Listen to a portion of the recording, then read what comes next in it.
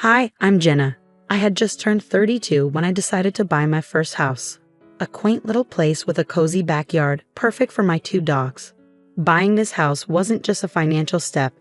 It was my declaration of independence, my way of claiming control over my own life. The day of the housewarming came with a mix of excitement and nerves. I planned everything meticulously, wanting it to be a blend of fun and formality, a true milestone. My parents were the only family I invited, given the complicated dynamics of extending further. As guests arrived, the afternoon buzzed with laughter and conversation. I was in the middle of showing my college friend Lisa some renovation plans when the doorbell rang again. Expecting a neighbor or a late-arriving friend, I opened the door with a smile, only to find my mom standing there with Carson and his daughter, Vanessa. Carson grinned, though it didn't reach his eyes, while Vanessa looked around my living room like she had just walked into a thrift store. "Jenna, darling, hope you don't mind us bringing a little extra company," my mom chirped, breezing past me without waiting for a response. For a moment, I was too stunned to speak. "Mom, I thought it was just going to be us," I finally said, my voice a mix of confusion and irritation. "Oh honey, I knew you wouldn't mind. Carson really wanted to see your place, and Vanessa's been excited to meet you," she gushed, as if she hadn't ignored my carefully curated guest list. As the party went on, I tried to push down the frustration, thinking maybe it could still be a good day. But I was wrong. "I would have chosen a different color here. This shade is so 2010, Vanessa said loudly, eyeing my living room with disdain. My friends, caught in the moment, exchanged awkward glances as the room fell silent. My cheeks burned with a mix of embarrassment and anger. This was supposed to be my celebration, my moment. I couldn't let her ruin it. I turned to Vanessa, forcing a tight smile. "Well, not all of us need to follow the latest trends to feel good about our homes. Some of us prefer something more timeless," I replied, sharper than I intended. But it didn't end there. "Why would anyone arrange their living room like this? It's almost like she's never heard of interior design," Vanessa quipped. That was it. I couldn't hold back any longer. My friends, clearly uncomfortable, watched as I marched over to Vanessa. The room grew tense. "You know, Vanessa, if you have suggestions, I'm all ears. But maybe you could share them without insulting my choices in front of my guests," I said, my voice calm but firm. Vanessa blinked, surprised, then scoffed. "I'm just saying what everyone's thinking. No need to be so sensitive." Judging by the supportive looks from my friends, they weren't thinking anything of the sort. Despite the awkward tension, I could feel them backing me up. Just as I thought things would cool down, my mom pulled me aside, her face tense with anxiety. "Jenna, could we talk in private?" she asked softly.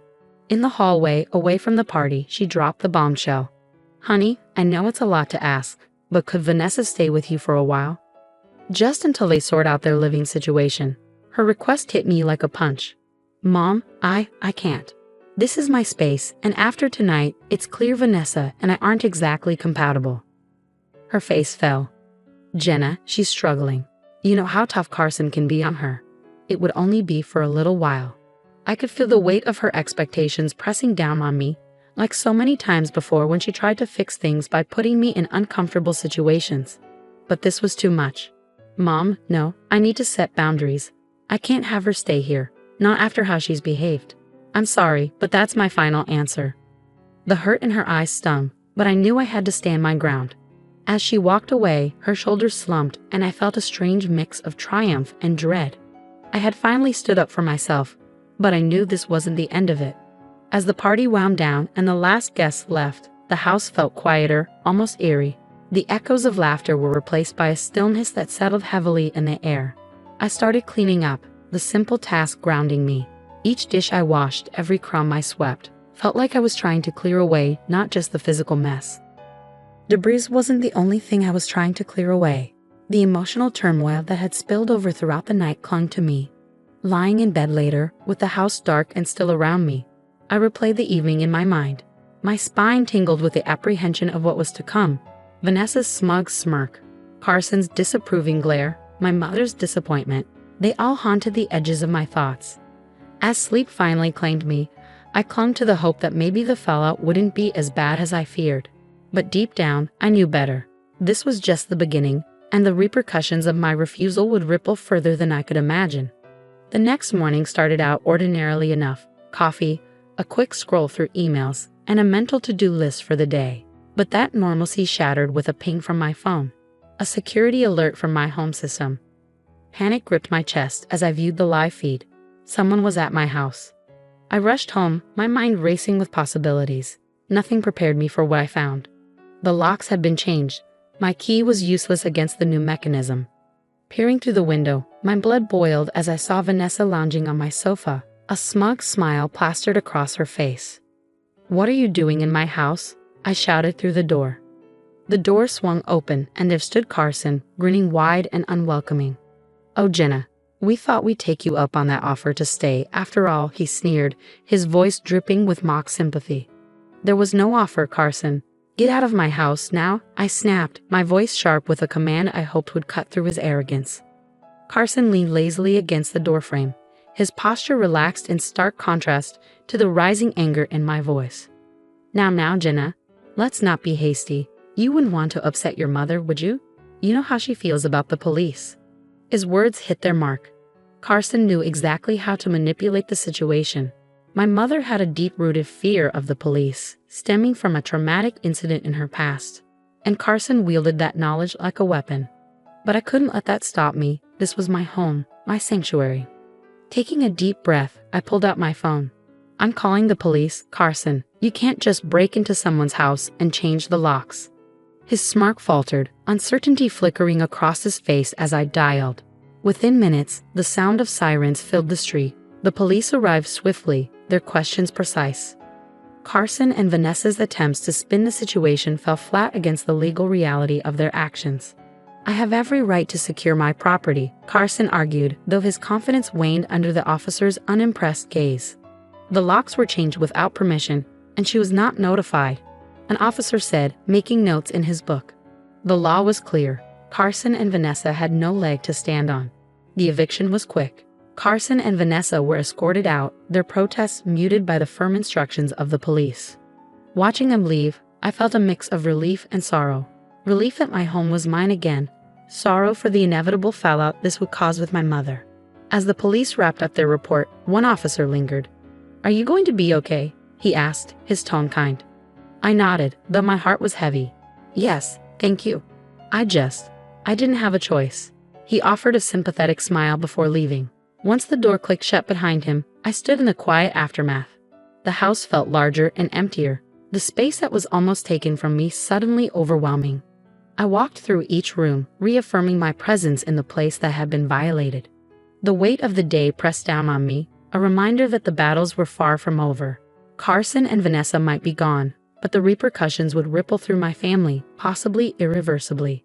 Yet despite the turmoil, a stubborn flame of defiance flickered within me. This was my home, and I would fight for it, no matter the cost. The silence of the evening was shattered by the sharp ring of my phone. My heart sank as I saw my mother's name flash on the screen. I braced myself for the inevitable conversation. "Mom," I answered, my voice barely above a whisper. "Jenna," she began, her tongue thick with emotion. How could you do this to Carson and Vanessa after everything they've been through?" Her words cut deep. I struggled to keep my voice steady. "Mom, they broke into my house. They changed my locks. What was I supposed to do? Just let them take over my home?" "You could have handled it differently, Jenna. You know how I feel about the police," she replied, her voice trembling with a mix of anger and disappointment. "Mom, I didn't have a choice. They left me no choice. This is my home, and I had to protect it," I said, frustration creeping into my tone. There was a long, heavy pause, the weight of her next words hanging between us. "I can't believe this. I thought you understood, Jenna. I thought you cared more about your family." "I do care, Mom," I whispered, "but shouldn't my safety and my rights matter too? Why is it always about what I can do for others, never about what's right for me?" The questions tumbled out, years of suppressed feelings fueling my words. "You just don't get it, do you?" Her voice cracked, laced with a mix of anger and sorrow. "I can't support this. I can't be part of it."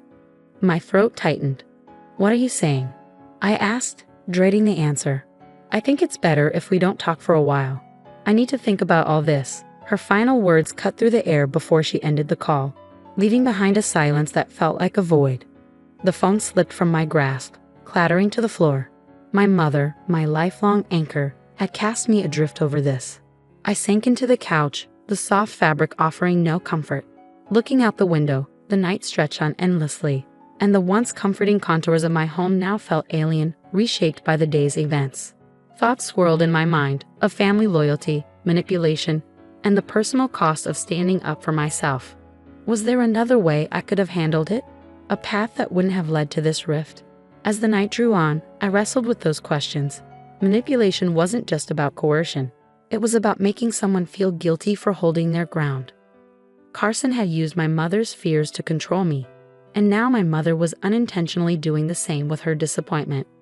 By dawn, a quiet resolve had settled over me. Protecting my emotional and psychological space was just as vital as defending my physical one. The rift with my mother was painful, but it was necessary for my growth. Standing in the stillness of the early morning, I knew that while the battle for my home was over, the journey to reclaim my life had just begun. As days turned into weeks, the sting of my mother's words faded into a persistent ache, a constant reminder of the price of my newfound autonomy. Her silence was deafening, but with each passing day, I found pieces of myself I hadn't realized I'd lost in the fray of family obligations. My home, once a battleground of invasion and conflict, began to transform back into the sanctuary I had envisioned. I repainted the living room, erasing the remnants of Vanessa's scornful remarks. With every stroke of the brush, I reclaimed my space. New locks, stronger and more secure, clicked reassuringly under my fingers, symbolizing the boundaries I was learning to set. In the solitude of my reclaimed home, I discovered a resilience I hadn't given myself credit for. Friends and neighbors, aware of the ordeal, rallied around me. Their support soothed the isolation my family's absence had left behind. Dinners, movie nights, and long walks with those who chose to stay by my side filled my days, reminding me that family isn't only about blood, it's about who stands with you when the ground falls away. The fate of Carson and Vanessa became a distant murmur, their paths diverging from mine in the wake of their eviction. Rumors of their struggles occasionally reached me through mutual acquaintances, but they no longer held sway over my emotions. My focus was on rebuilding, on fortifying the life I chose, rather than the one imposed upon me. One crisp morning, as I stood in my garden planting seeds that would one day bloom into vibrant flowers, I realized this was what true independence felt like. Not the absence of conflict, but the presence of peace in its aftermath. The estrangement from my mother was a deep scar, one that might never fully heal, but it was also a testament to the lengths I would go to protect my peace. The journey to self-empowerment is often a solitary one, fraught with tough decisions and painful reckonings. But as I looked around the home I fought to protect, I knew it was worth it. Here, in my home space, I was free to live life on my terms, surrounded by those who respected and supported my boundaries. This wasn't just a house, it was my declaration of independence.